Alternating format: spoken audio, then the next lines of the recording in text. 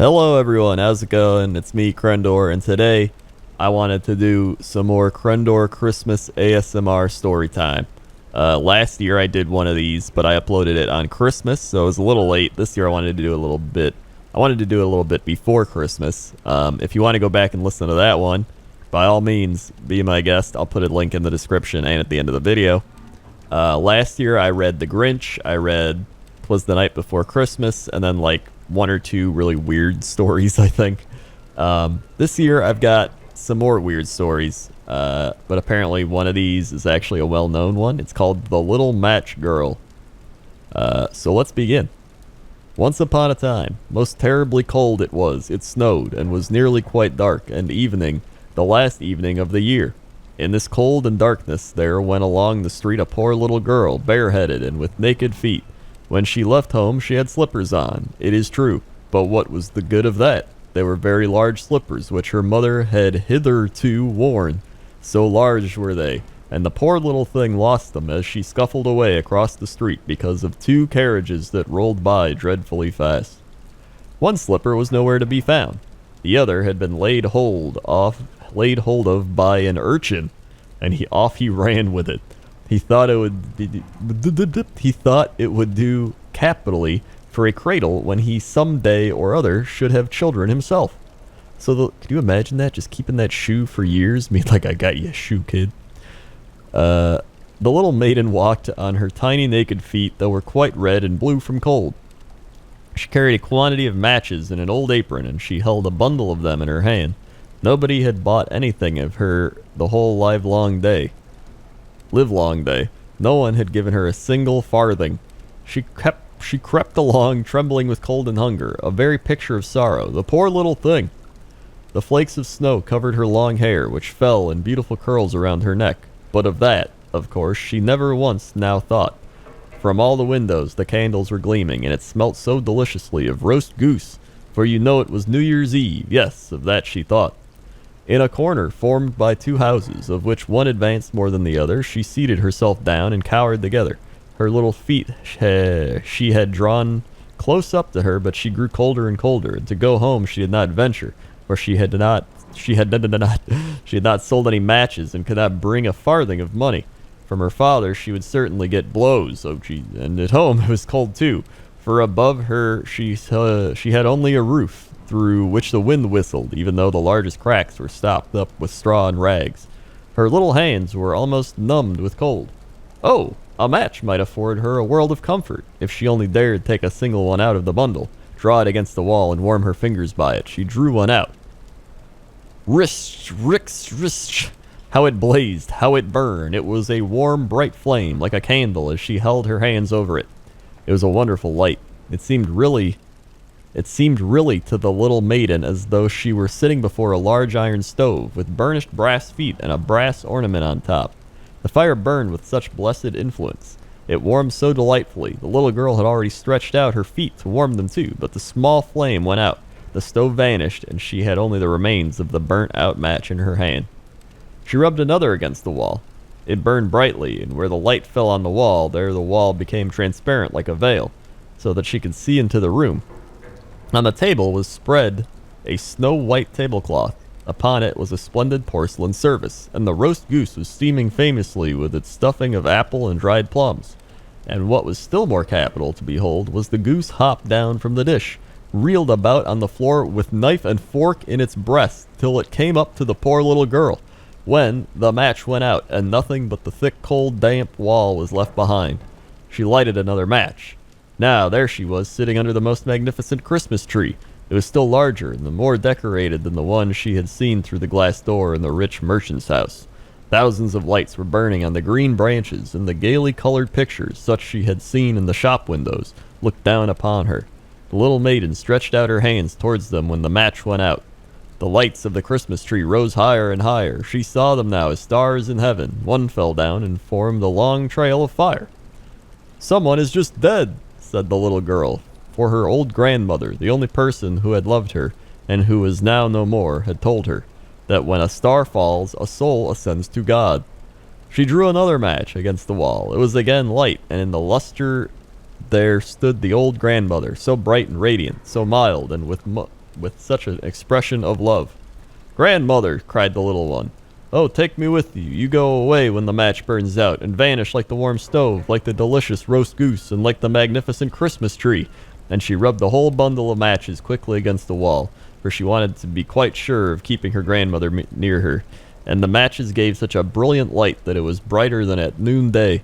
Never formerly had the grandmother been so beautiful and so tall. She took the little maiden on her arm, and both flew in brightness and in joy so high, so very high, and then above was neither cold nor hunger nor anxiety. They were with God.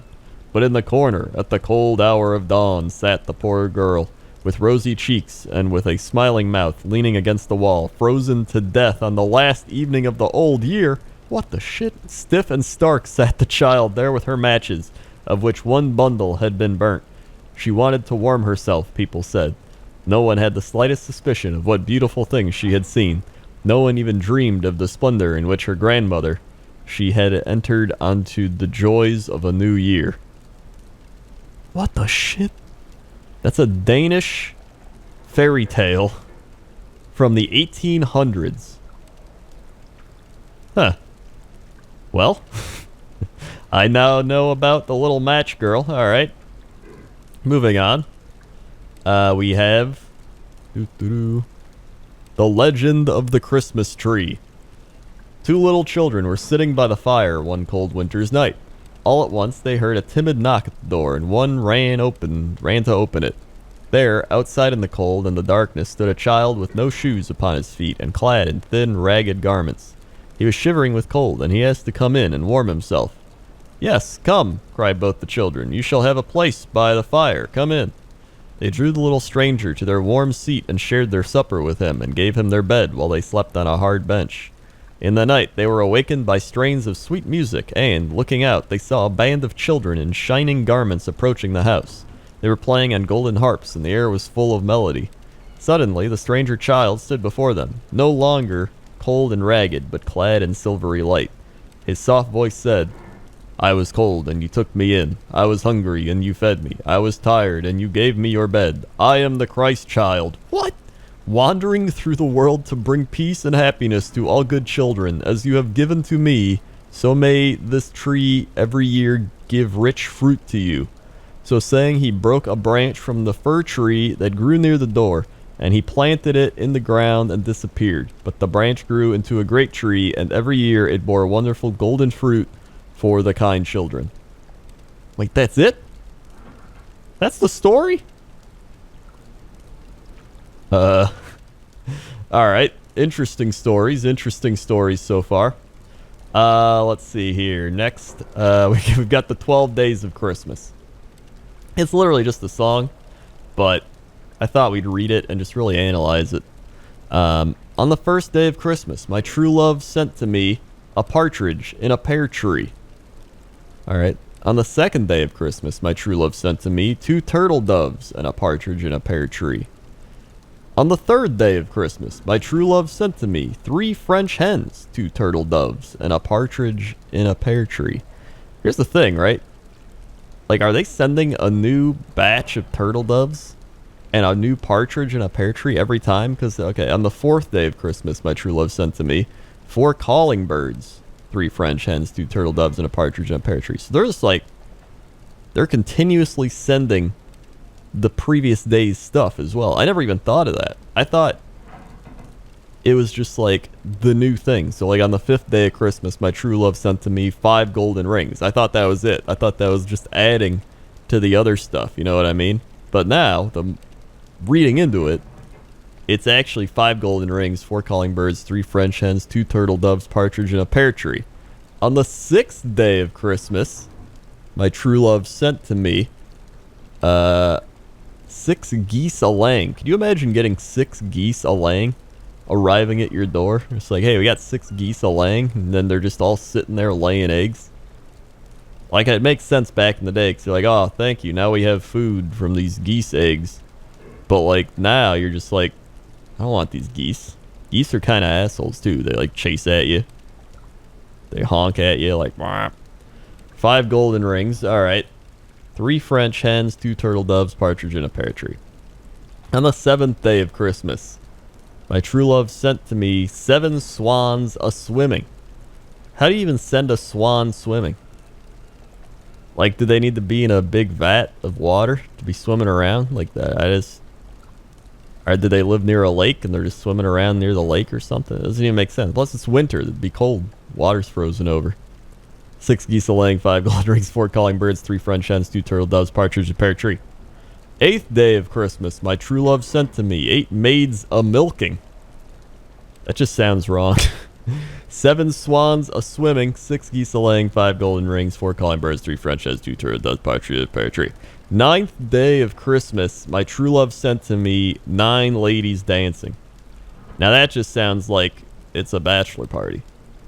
I mean, it's supposed to be Christmas. Like, could you? The variety of gifts that you're being sent is just so much that I don't even know if, like, is this true love at this point, or is this like a sugar, one of those like sugar relationships, the sugar mommy daddy thing? You gotta end up getting suspicious. On the 10th day of Christmas, 10 lords a-leaping. What is a lord a-leaping? The line is 10 lords a-leaping. The lords referred to are probably titled gentlemen, that is, members of the British peerage, and a-leaping simply means jumping up and down. So you just got like a bunch of British guys jumping up and down. Again, I don't know, like, what are you gonna do? Like, is they just gonna sit outside, and then you're like, all right, guys, like, I guess they'll come inside. But then it's like a Hobbit scenario where all the dwarves show up, and you gotta feed them, and you gotta give them food and water, and give them somewhere to sleep. Like, I don't know. On the 11th day of Christmas, my true love sent to me 11 pipers piping. So now you gotta house them, feed them, take care of them, in addition to the 9 ladies dancing and the 10 lords a-leaping, and you got noise being made. Like, pipers piping for a while is probably pretty relaxing, but like after a solid like maybe 30 minutes of piping, I would be done with it. And then on the 12th day of Christmas, my true love sent to me 12 drummers drumming. So that's just gonna be loud. But I like drums, so I guess I don't mind that much. But again, maybe after an hour I'd get tired of the drumming. And then you got the pipers piping, the lords a-leaping, the ladies dancing, the mills a-making. This is the golden rings, birds, hens, doves, and the partridge in a pear tree. So I've never really analyzed the song or the story that much. I guess it's a story because they call it a story. But I don't even know why they call it a story. This is just a song. Unless they made a song from the story. But like, a lot of these gifts don't even seem like they're that great. Maybe it's for a king or something. So like the lords a-leaping is like for a king who's just like, bravo, now take them to the prison cells. And they're just like, oh no. Either way, that's the 12 days of Christmas. And now moving on to our final story. That's the final one because it's a longer one. The Christmas Present Christmas Story. I have no idea what this is, but we're about to find out. Mary Clay looked out the window of the old farmhouse. The view was dreary enough, hill and field and woodland, bare, colorless, mist-covered, and with no other house in sight. She had never seen a woman to crave for company. She liked sewing. She was passionate, fond of reading. She was not fond of talking. Probably she could have been very happy at Crome Farm, alone. Before her marriage, she had looked forward to the long evenings with her sewing and reading. She knew that she would be busy enough in the day for the farmhouse and was old and rambling, and she was to have no help in the housework. But she looked forward to the quiet, peaceful, lamp-lit evenings, and only lately, after 10 years of married life, had she reluctantly given up the hope of them, for peace was far enough from the old farm kitchen in the evening. It was driven away by John Clay's loud voice, raised always in orders or complaints, or in the stumbling, incoherent reading aloud of his newspaper. Old man Johnson's got another barn down the street, god damn it. He's competition. Mary was silent, a silent woman herself, and a lover of silence, but John liked to hear the sound of his voice. Sounds like every YouTuber and streamer. He liked to shout at her, to call for her from one room to another. Above all, he liked to hear his voice reading the paper out loud to her in the evening. She dreaded that most of all. It had lately seemed to jar on her nerves, till she felt she must scream aloud. His voice going on and on, raucous and sing-song, became unspeakably irritating. His "Mary," summoning her from her household work to wherever he happened to be, his "Get my slippers" or "Bring me my pipe," exasperated her almost to the point of rebellion. "Get your own slippers" had trembled on her lips, but had never passed them, for she was a woman who could not bear anger. Noise of any kind appalled her. Oh god, this is gonna end like a Mari episode or like a Cold Case. They just like found him dead. And they're just like, guy was annoying, so I mean, he disappeared, but what are you gonna do? She had borne it for 10 years, so surely she could go on with it. Yet today, as she gazed hopelessly at the wintry countryside, she became acutely conscious that she could not go on with it. Something must happen, yet what was there that could happen? It was Christmas next week, she smiled ironically at the thought. Then she noticed the figure of her husband coming up the road. He came in at the gate and round to the side door. "Mary!" She went slowly to answer the summons. He held a letter in his hand. "Met the postman," he said. "From your aunt." She opened the letter and read it in silence. Both of them knew quite well what it contained. "She wants us to go over for Christmas again," said Mary. He began to grumble. "She's as deaf as a post. She's most as deaf as her mother was. She ought to know better than to ask folks over when she can't hear a word anyone says." Mary said nothing. He always grumbled about the invitation at first, but really he wanted to go. He liked to talk with her uncle. He liked the change of going down to the village for a few days and hearing all its gossip. He could quite well leave the farm to the hands for that time. The crude deafness was proverbial. Mary's great-grandmother had gone stone deaf at the age of 35. Oh my god. That's already worse than my body. Then again, I'll probably be deaf at 35. Her daughter had inherited the affliction, and her granddaughter, the aunt with whom Mary had spent her childhood, had inherited it also at exactly the same age. Damn, could you imagine that? Everyone in your family just goes deaf at 35, and it's like, yep, it's going to happen to you too. "Well, alright," he said at last, grudgingly, as though in answer to her silence. "We better go. Write and say we'll go." It was Christmas Eve. They were in the kitchen of her uncle's farmhouse. The deaf old woman sat in her chair by the fire, knitting. Upon her sunken face there was a curious sardonic smile that was her habitual expression. The two men stood in the doorway. Mary sat at the table, looking aimlessly out the window. Outside, the snow fell in blinding showers. Inside, the fire gleamed on to the copper pots and pans, the crockery on the old oak dresser, the hams hanging from the ceiling. Suddenly, James turned. "Jane!" he said. The deaf woman never stirred. "Jane!" Still, there was no response upon the enigmatic old face by the fireside. "Jane!" She turned slightly towards the voice. "Get them photos from upstairs to show John," he bawled. "What about boats?" she said. "Photos!" roared her husband. "Coats?" she quavered. Mary looked from one to the other. The man made a gesture of irritation and went from the room. He came back with a pile of picture postcards in his hand. This reminds me of like the Christmas Vacation, that Christmas movie. It was like, "The Blessing." He came back with a pile of picture postcards in his hand. "It's quicker to do a thing oneself," he grumbled.